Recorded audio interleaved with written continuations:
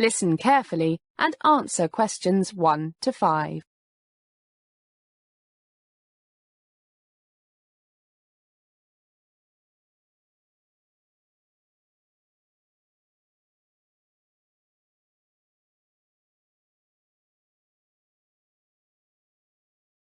Hi, Students' Housing Office. I'm John. Can I help you?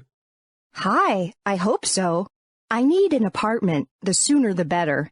My friends suggested I try you guys. Well, that's what we're here for, the famous Students' Housing Office. First, I'll take down a few particulars to put in our database. Okay, family name. Cartier. Cartier. Sounds French. Yeah, my ancestors were French. Wow. Do you speak French? I was born and raised in Montreal, so I'm bilingual. That's great. And your given names? Susan Marie. That's M-A-R-I-E. Got it. Nationality? Canadian, I guess. Right. And your student number? CA 04628. Okay. Got a contact number? It's 65349087. I'm staying with friends until I find a place of my own. 65349187. No, 9087. Got it. What about a mobile phone? I'll get one later today and tell you the number. Okay, 653. That's way over the other side of town, right? Yes, near the railway station. Do you want to share accommodation or live on your own? Live alone. I'll be too busy with my studies to bother with roommates. How much rent do you want to pay? Around £500 a month. Look at questions 6 to 10.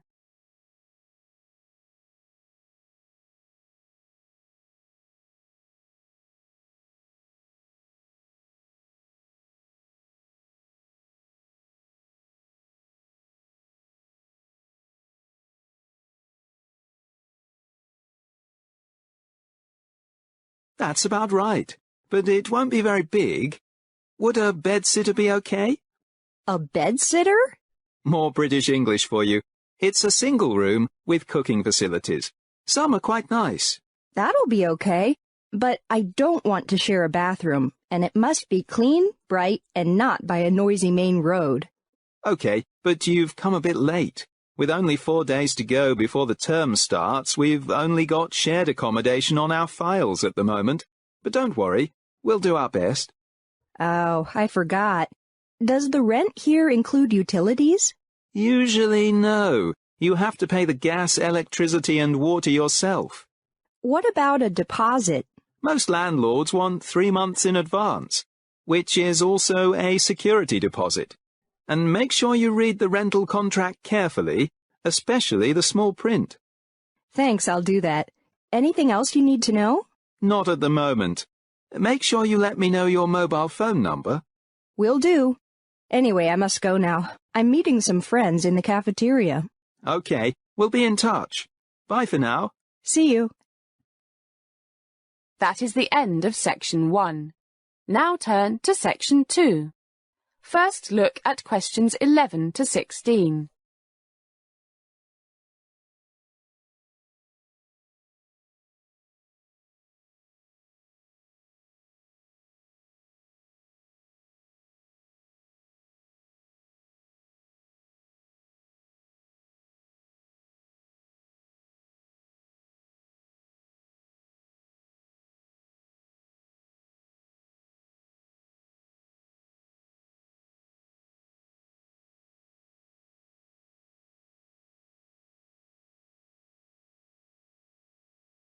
Good morning, and welcome to the main library of the University of British Columbia. My name is George Martin, and I'm the head librarian. And happy to give you a brief introduction to our library.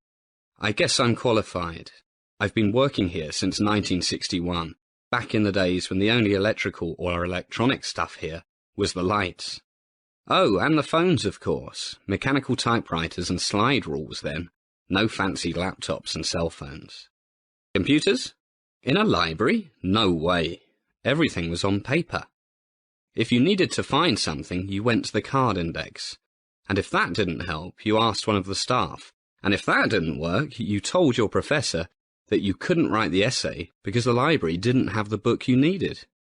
My, you students have it so easy nowadays. We've got about 15 computer terminals on each of our 4 floors. If you know the title or the author, then you can find out if we've got it in seconds, and, if we do, where it is. If we haven't got it, then you can find out if the public libraries and other university libraries in Vancouver and Barnaby have it. Now you know that library books are arranged according to the numbers on the back of each book. Does anyone know the name of this numbering system? Right, the Dewey Decimal Classification System, which was invented by Melville Dewey, an American librarian, not John Dewey, the philosopher. Now look at questions 17 to 20.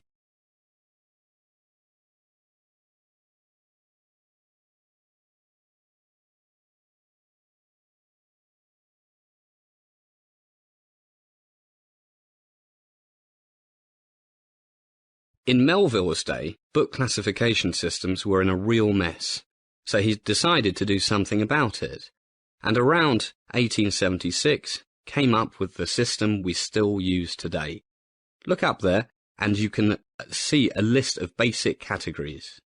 000, generalities, which includes all sorts of things, encyclopedias, news media, etc., etc. Then 100, philosophy and psychology. 200, religion. 300, social sciences, and so on up to 900, geography and history. With over 4 million books, actually nearer to 5 million now in our library, we have a lot to thank Melville for. Now, if you look up to your right, you can see the layout of the library. It's very logical. We start down here on the first floor, or the ground floor for our British cousins, with 3 zeros, generalities, and so on up to the 4th floor with all the 800s and 900s. By the way, you won't find books on medicine and dentistry here. They're all over in the medical library, just to the east of the medical school. Now, if you look at the plan of the 2nd floor, you can see we have a CD and DVD library. The music collection covers just about everything that we call serious, from Bach and Beethoven, folk music, blues, early rock and roll, jazz and more. But sorry, no punk, heavy metal, rap or hip-hop yet. For Oriental music like Peking opera, you'll have to go to the Asian Studies Centre or Chinatown. A word about taking books out. The usual lending period is 2 weeks, but a few books in great demand can only be taken out for 2 days. And I suggest you try to return books on time. The fine is $1 a day for the first week and $1 a day thereafter. That's a lot of beer money. One last thing. Your fancy new smart student card is also your library card, and you can also use it to pay at the student cafeteria. So don't lose it, or you'll starve to death without any library books. Okay, I guess that's enough here. Let's move up to the 2nd floor. That is the end of section 2. Now turn to section 3. You now have some time to read questions 21 to 26.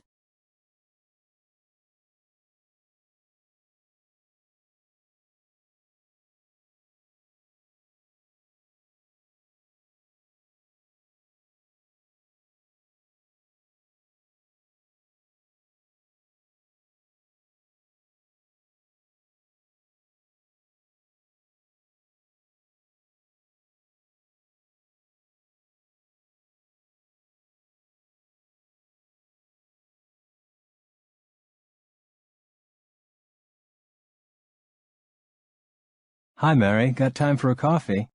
I'd love to discuss what courses I should take. I'm so confused. So am I.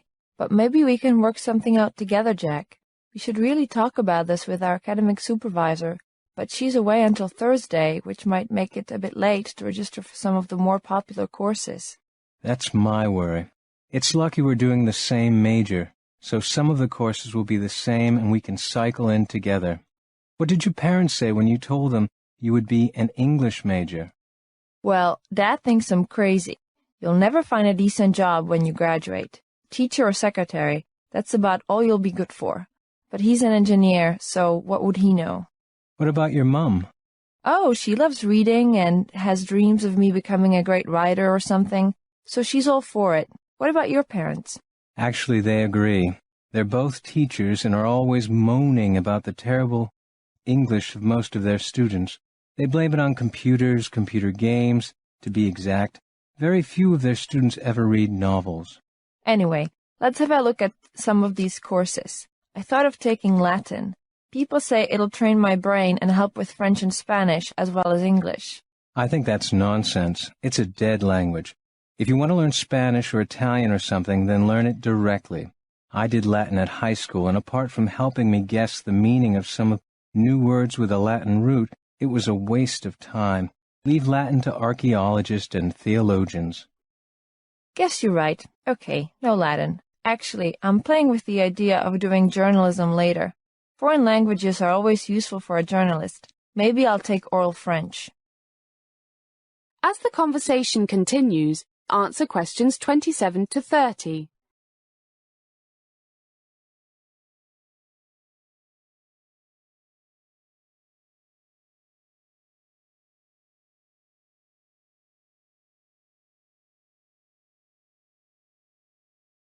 That's exactly what I was thinking. What are the lecture times? Let me see. French 100, 9 to 12 Monday mornings in Language Lab number 2, and 2 till 5 Thursday afternoons in Lecture Hall A5. I think they're both in the Arts Faculty building. They are. I checked the language lab out yesterday. Very modern and not too big. Room for about 30, so the teacher will have more time for individuals. Not like that 50-seat place in my old school. Okay, French 100 it is. What next? I was thinking about creative writing 201. What do you think? That's one of our set courses, stupid. We have to take it along with History of English, Early American Literature, and Sociology 100. Damn, I forgot. So including French, we'll be doing 5 courses this term. How many classroom hours is that all together? Let's see. History of English, 3 hours every Tuesday morning. American Lit, 2 till 5 Tuesday afternoons. Creative Writing, 9 till 12 Wednesday mornings. Sociology, 2 till 5 Friday afternoons. That makes 18, including 3 hours in the language lab. Sounds enough to me, especially in our first term. And the times won't interfere with my swimming team training. All work, no play makes Jack a dull boy. You certainly need that creative writing course. Let's drink our coffee. That is the end of Section 3. Now turn to Section 4. You now have some time to read questions 31 to 40.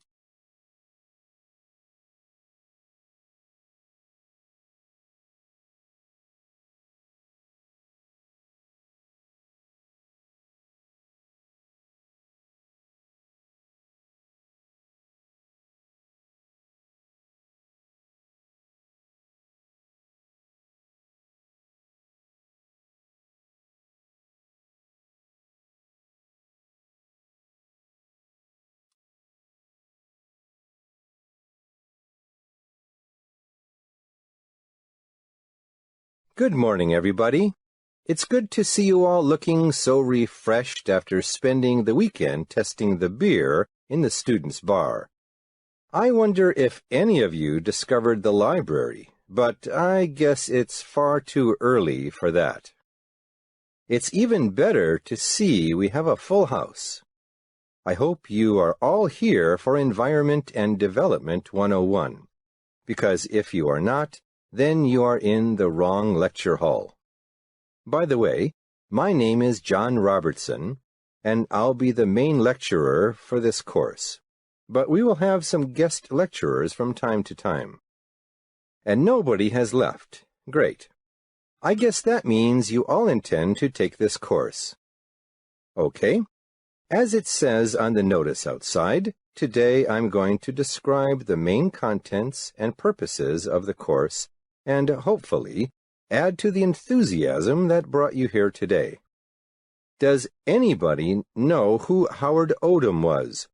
Right? He is known as the father of ecology. He once said, "Everything is connected to everything else." and that statement explains the design of this course. As human knowledge expands, most courses, even first-year courses, get more and more specialized. You learn more and more about less and less.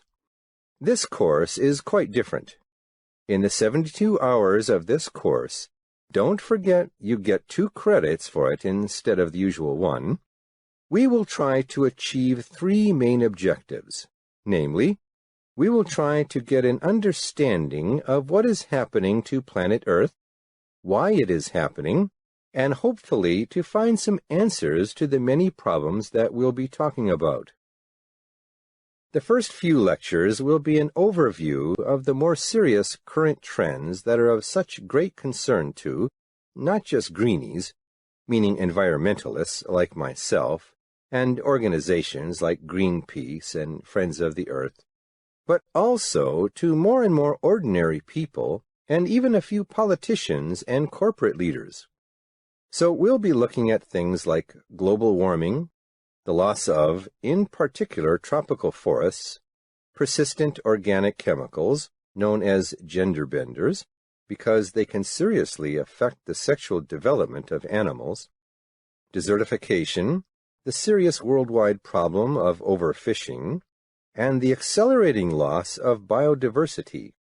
If humans carry on as they are, some 50% of the world's plant and animal species will be probably extinct by the middle of this century. That's the environment bit. What about development? We'll be thinking a lot about this issue. If the goal of development is to improve the quality of life, which presumably means making people happier, then we have to think about this thing called happiness. In modern times, we have become consumers in the great consumer society. Are we any happier than the Bushmen of the Kalahari Desert in southern Africa? And if common sense tells us that rising sea levels, gender benders, and all the other aspects of a worsening environment will sooner or later put a big brake on consumption. Why? Given the warnings from the great majority of the world's scientists, are things in general continuing to get worse? This brings us on to psychology, sociology, and of course politics, economics, and even philosophy. We won't have time to go into each of these areas in great depth. For our immediate purposes, this is not necessary, because the basic goal is to help us develop a model, a dynamic model, that integrates the main forces leading to environmental degradation and those opposing forces that promote environmental stewardship.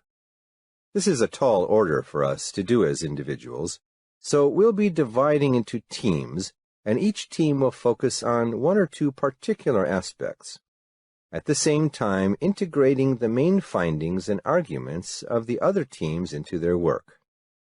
Well, we have a lot of great work to do, which means it's coffee time. Back in 15 minutes. That is the end of section 4. You now have half a minute to check your answers. That is the end of the listening test. You now have 10 minutes to transfer all your answers to the answer sheet.